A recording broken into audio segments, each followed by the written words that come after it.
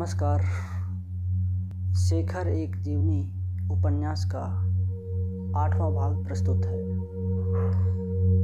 इससे पहले 7वें भाग की अंतिम दो पंक्ति पढ़ूंगा, जिससे आपकी स्मृति ताजी हो जाए। जिसने ये फूल भेजे हैं वह क्या समझती होगी कि उसने मुझे क्या भेज दिया, क्या मुझे भुलसाए डालता है, पर जिसके लिए मैं फिर भी उसका कृतज्ञ हूँ। यहाँ तक हो चुका था। चलिए 8वां भाग में प्रवेश करते हैं। वह मेरी शिष्या थी, पर मैं उसका गुरु नहीं था। मैं उसे केवल पढ़ाता ही था, पर वह मुझे कभी गुरु नहीं समझ पाई। उसके लिए मैं था एक बड़ा सा भाई, किंतु ऐसा भाई जिससे प्रेम किया जा सके, जिस पर झुका जा सके, जिसके आधार पर स्वप्न बुने जा सके और जो उपेक्षा से उन्हें तोड़ दे।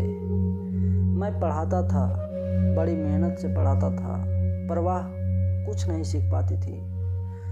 नित्य मैं उससे पूछता, पिछला सबक याद किया है?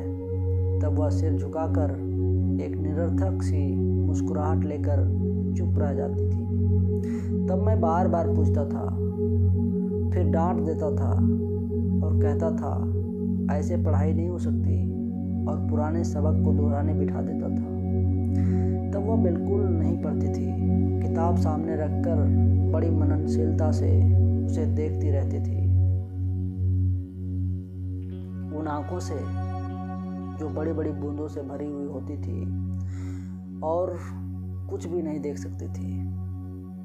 तब मैं स्नेह के, किंतु बहुत थोड़े से स्नेह के स्वर में कहता था, अच्छा आज आगे पढ़ा देता हूँ, कल दोनों सबक याद कर लेना। और वह पढ़ती थी और दूसरे दिन फिर वही हाल। एक दिन मुझे बहुत क्रोध आया। तब उसकी आंसू भरी आंखें देखकर मैं झुंझलाए स्वर में कहा, पढ़ती लिखती तो हो नहीं, और कुछ कहता हूँ तो रो पड़ती हो। हटो, कल से मैं नहीं आऊँगा। मैं उठ खड़ा हुआ। तब वह दीन स्वर में बोली, मुझे फुर्सत कहाँ मिलती है, अम्मा सारे दिन तो 25 काम बताती रहती हैं। गुरु कैसे मान जाए। अम्मा भी आई, उनसे भी पूछा, इसे कितना समय पढ़ने के लिए मिलता है? सारा दिन तो किताब लिए बैठी रहती है। मैं तो पढ़ाई के डर से कभी कुछ कहती भी नहीं। क्यों, ठीक नहीं पढ़ती क्या? मुझे कहना सच ही चाहिए था, पर मैंने कहा नहीं। पढ़ती तो है, पर थोड़ी देर और पढ़ा करे तो। वे चली गई। तब मैंने फिर उससे पूछा, क्यों, वह क्या कहती? किताब सामने रखकर कितनी देर स्वप्न देखे जा सकते हैं, इसकी भी कोई सीमा है। मैंने और कठोर स्वर में कहा, क्यों, अब ध्यान से पढ़ूंगी। तब मैं पढ़ाने लगा। तब एक दिन ऐसा आया कि मैं उसे पढ़ाने नहीं गया। 2 दिन नहीं, 3 दिन नहीं, चौथे दिन मैंने उसके पिता को पत्र लिख दिया कि मैं नहीं पढ़ा सकूंगा। उन्होंने दूसरे ही दिन एक चेक मेरे नाम भेज दिया। कहानी समाप्त हो गई। पर दूसरे दिन उनका नौकर, एक छोटा लड़का, मेरे पास आया और बोला, बीबी जी पूछते हैं पढ़ाने नहीं आइएगा? मैंने डपट कर कहा, कौन बीबी जी? छोटी, उन्होंने बुलाया है। मैंने फिर पूछा, शीला ने?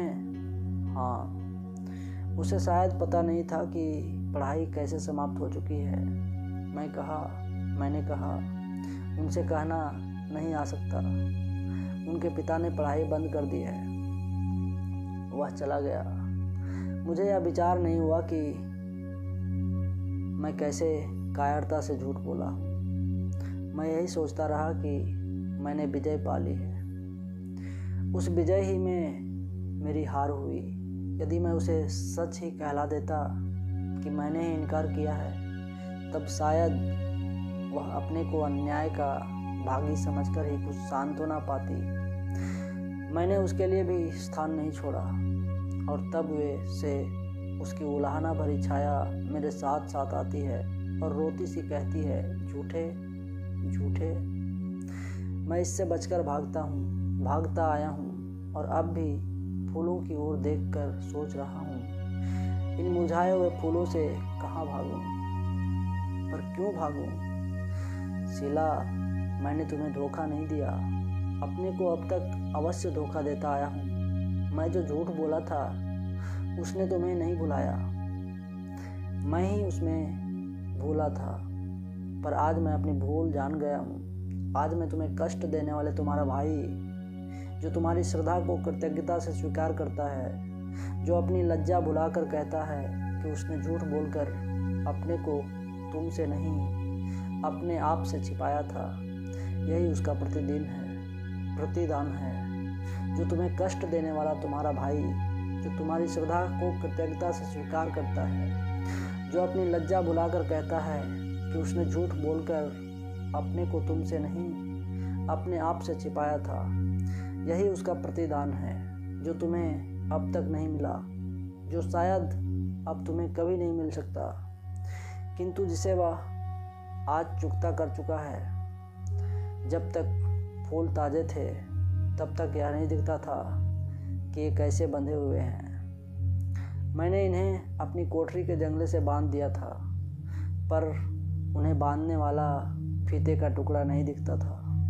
काले लोहे के सिंकचों के साथ लगे हुए सफ़ेद कोमल फूल एक बड़े अमघूर सत्य की याद बड़े मधुर ढंग से दिला देते थे।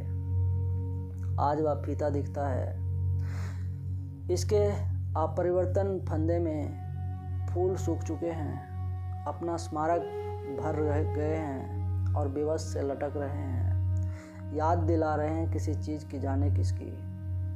कह रहे हैं वासना नश्वर है, मुरझा जाती है, और तब प्रेम तंतु ही जीवन की स्थिरता बनाए रखता है, या शायद इससे उल्टा। कह रहे हैं जब प्रेम मर जाता है तब वासना उसके शव को उठाए फिरती है और उससे अपने को धोखे में छिपाना चाहती है। कह रहे हैं और कुछ याद दिला रहे हैं, किसी और इंगित कर रहे हैं। रम्य तटी रावी का एक तट जो और कैसा भी हो रम्य नहीं है। तट पर छोटी झाड़ियों और ठूठे वृक्षों का घना जंगल, खिली हुई आह की तरह गर्म और निस्तब्ध रात, ऊपर पेड़ों की सूखी शाखों में उलझा हुआ एकाध तारा, नीचे मरे हुए और धूल हुए पत्तों की सूखी आहों की भाप, और सामने एक बिखरा हुआ शव, उसके दोनों हाथ कटे हुए हैं, एक पैर कटा हुआ, पेट खुल सा गया है और उसमें से अंतड़ियाँ बाहर गिर पड़ रही है। फटी फटी आंखें ऊपर शाखों के जाल को भेद कर देख रही हैं किसी तारे को, और मुंह एक बिगड़ी हुई दर्द भरी मुस्कुराहट लिए हुए है। उसे मरे देर हो गई। जिस वक्त एक भयानक विस्फोट से वह मानव विभूति टूटे हुए स्तंभ की तरह गिरी, उस वक्त वहाँ एक दो दर्शक थे, किंतु जब वह मरा तब जीवन की उलझन को सुलझाने में उसका सहायक कोई नहीं था। वे गए थे सहाय प्राप्त करने एक को वहीं छोड़कर, पर रात होने को आई और उसके रुके हुए प्रतीक्षामान प्राण और अधिक नहीं सह सके। तब वह अंतिम प्रहरी ढूंढने चला और तब उन्हें ढूंढ कर लाया। जब वे सब वहाँ पहुँचे उसे उठा ले चलने के लिए, तब वह खो गया था अपने दुख और दर्द की, और अपने दशा, आशा और क्रियाशीलता की स्मृति स्वरूप वह विकृत मुस्कान छोड़कर चला गया था। वे 4-5 जन उस शरीर के पास खड़े हैं। वे रो नहीं रहे हैं, आंसू नहीं बहा रहे हैं, वे अपने चिर संचित अरमान बहा रहे हैं, क्योंकि उनका उद्देश्य एक विस्फोट का धुआं बनकर उड़ गया है। घने जंगल की शाखों के उलझे जाल में से धीरे धीरे छनकर निकल गया है, तड़प तड़प कर, किंतु चुपचाप, एक भरी हुई मुस्कान छोड़कर उस निविड़ एकांत में, जबकि अंतिम प्रहरी भी उसे छोड़कर चला गया था और उसकी अपनी अंतर्वेदना ही एकमात्र प्रहरी बनकर उस निविड़तम हताशा के क्षार पुंज पर एक व्यर्थ पहरा दे रही थी। और इसी के साथ शेखर एक जीवनी का यह 8वां भाग यहीं समाप्त होता है। अगले 9वें भाग में फिर मिलूंगा। तब तक के लिए धन्यवाद। जय हिंद।